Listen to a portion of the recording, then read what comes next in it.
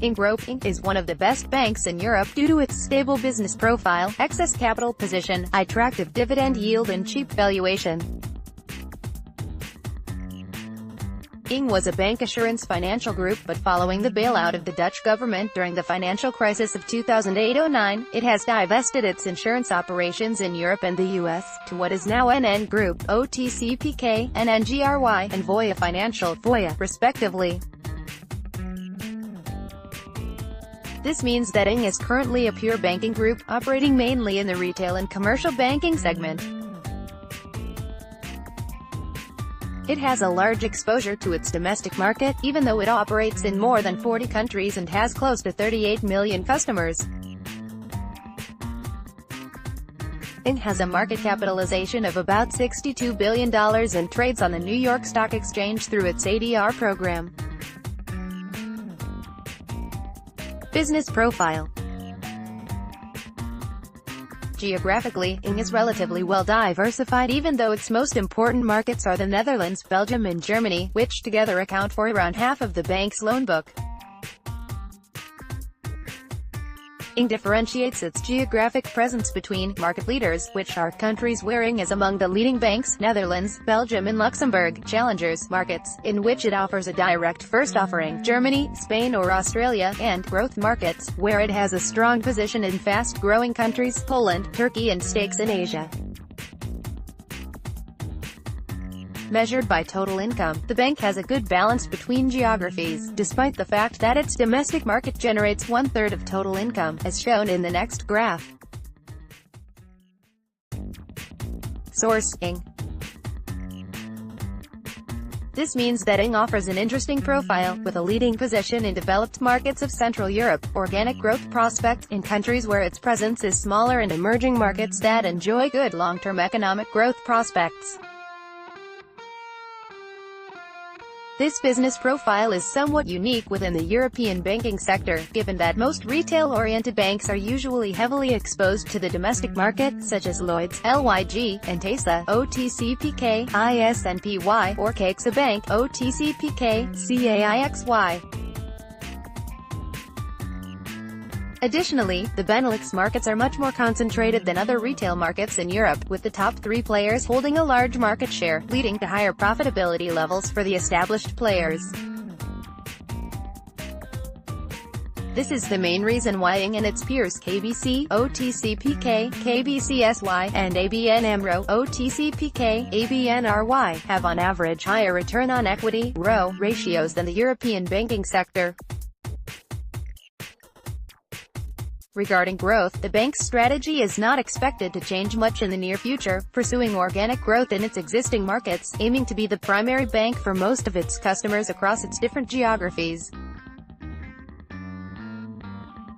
It wants to achieve this by improving its customer service through simplification of processes, innovation and technological leadership. The bank has a good history in recent years regarding the increase in retail customers, 37.8 million at the end of 1Q 2018, boding well for its growth in the next few years.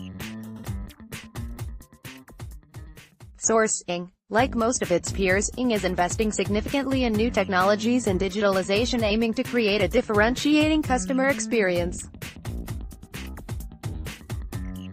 An example of how this strategy can create a competitive advantage for the bank was the first trade finance transaction performed in blockchain, in which NNGRY acted as a counterparty on the deal. Financial overview: NNGRY has performed a restructuring program after the global financial crisis that ended roughly in 2014, therefore its business profile today is quite different than what it was a few years ago. Thus, its most recent financial figures, last 3 years, are the most useful ones to see how the bank has performed and to analyze what path it should follow in the coming years. Given its retail-oriented business model and the low-interest rate environment in Europe, NNGRY has delivered relatively stable top line in the past years, while profitability has increased due to better asset quality. In 2017, NNGRY has maintained a positive operating momentum even though its growth was moderate.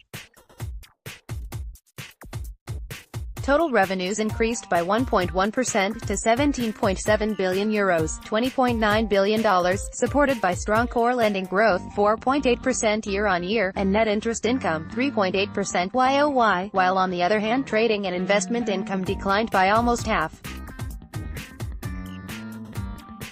Source: ING. This means that ING's revenue mix was more exposed to net interest income, NYSE MKT, and commissions, which are more stable revenue streams than trading income over the long term. Indeed, in the last year, 75% of ING's revenues were generated from NI, making the bank more exposed to higher interest rates in the future than some of its Benelux peers.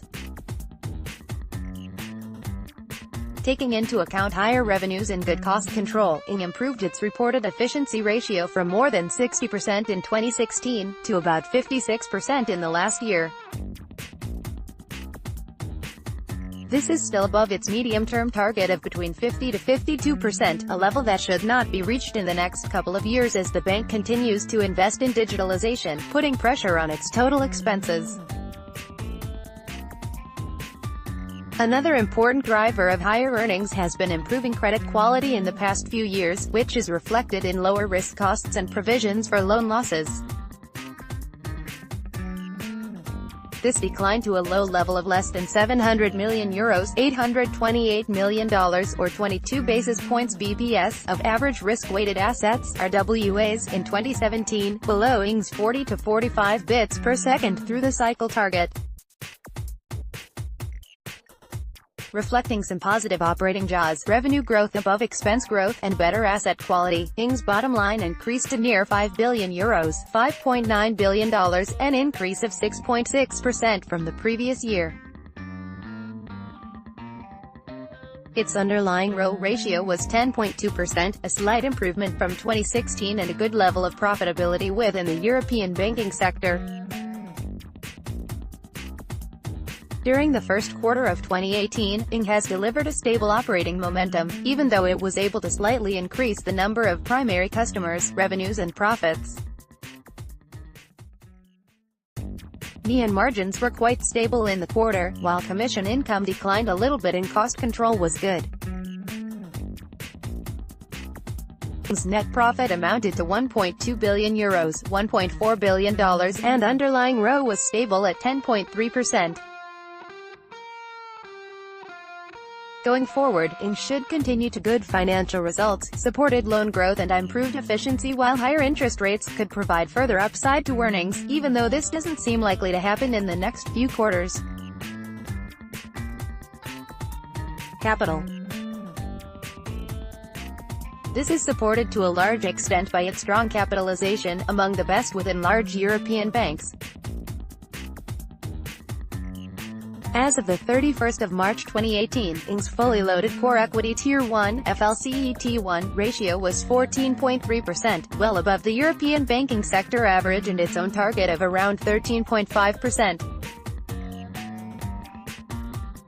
This means that ING currently has some excess capital, but the bank expects some dilution to its capital ratio by Basel IV regulation, as is taking a conservative approach to its shareholder remuneration policy. This is the main reason why, despite the fact that ING is very well capitalized, its dividend has increased softly in recent years. The bank has a short dividend history, given that it only resumed payments in 2015 related to 2014 earnings. Since then, its dividend has grown at about 1.5% per year, which is not particularly impressive. Source: ING. At its current share price, ING offers a very attractive dividend yield of close to 5%, being one of its key positive factors of its investment case. Its dividend is supported both from a good capitalization and a conservative dividend payout ratio of 56%. ING's goal is to deliver a progressive dividend in the next few years, but it has some room to be more aggressive when it has more visibility on the regulatory impact in its capital ratio. This is something that is expected to happen in the next 12 months and is a very important issue constraining management to be more comfortable in raising the dividend payout ratio. Conclusion: has a very interesting business profile, due to its balanced exposure between highly profitable markets and growth opportunities. The bank has a relatively low risk profile, good capitalization and an attractive dividend yield of 5%. Despite this background, NNGRY is currently trading at 1.04x book value, slightly below the European banking sector average. This doesn't seem to reflecting superior fundamentals to peers, suggesting undervaluation of its shares.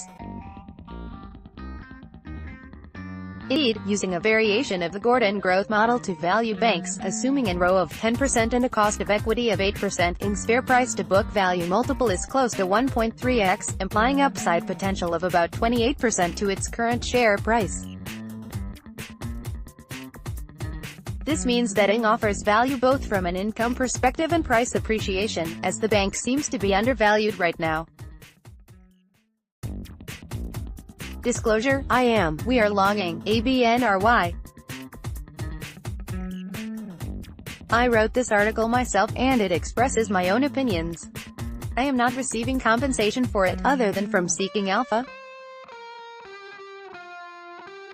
I have no business relationship with any company whose stock is mentioned in this article.